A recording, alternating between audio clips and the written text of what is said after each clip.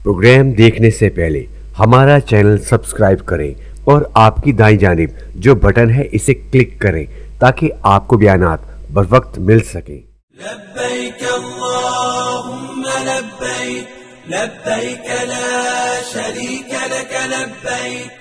नहमदुहु व नुसल्ली व नुसल्लिमु अला रसूलिहिल करीम अम्मा बाद फ़अऊज़ु बिल्लाहि मिनश शैतानिर रजीम बिस्मिल्लाहिर रहमानिर रहीम।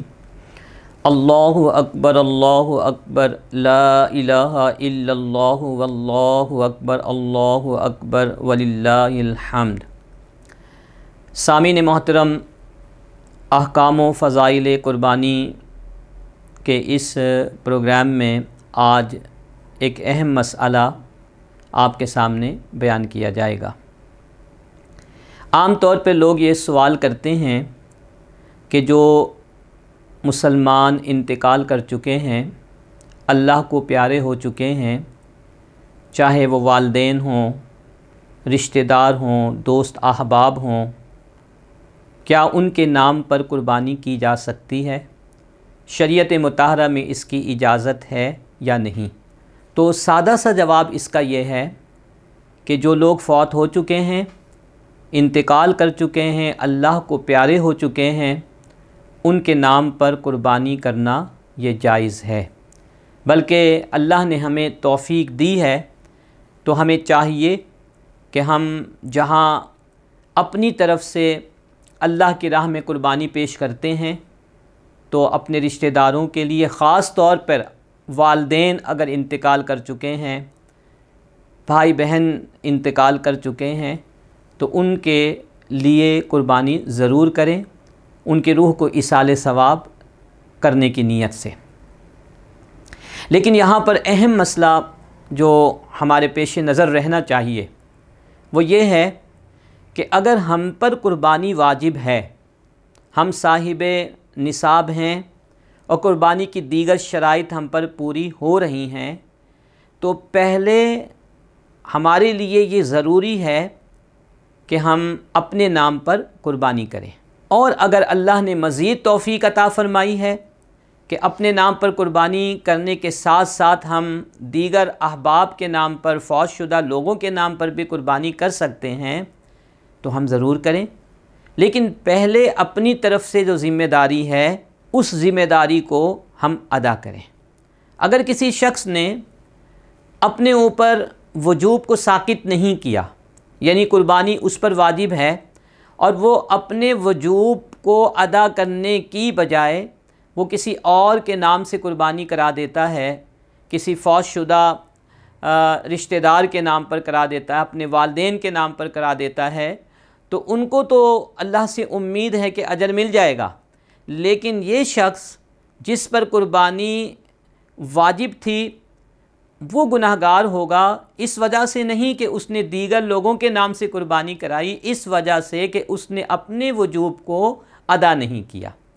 तो ये एक बहुत अहम मसला है जिसकी तरफ हमारी पूरी तवज्जो होनी चाहिए और इसके मुताबिक अमल करने की हमें कोशिश करनी चाहिए। एक और अहम मसला वो ये, दीगर अहले ईमान की तरफ से कुर्बानी करना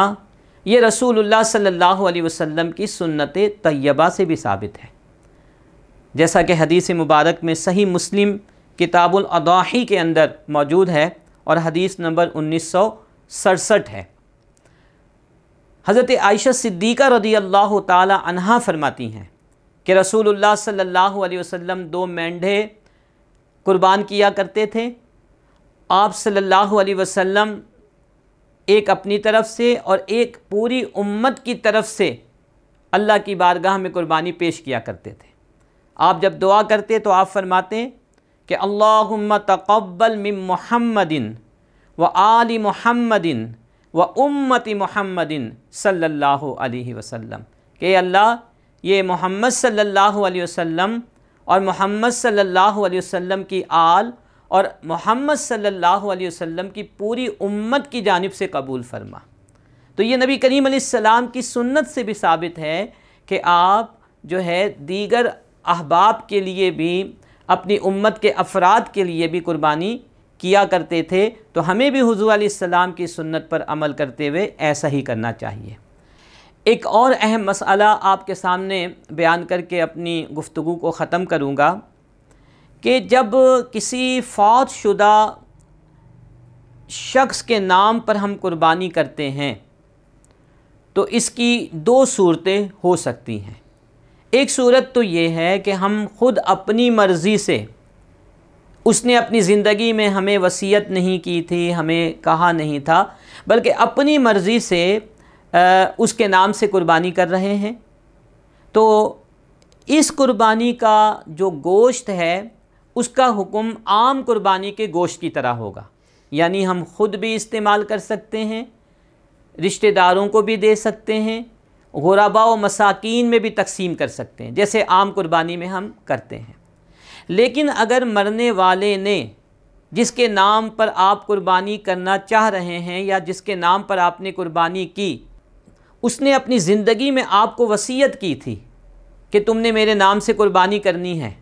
اور آپ اس وصیت پر عمل کرتے ہوئے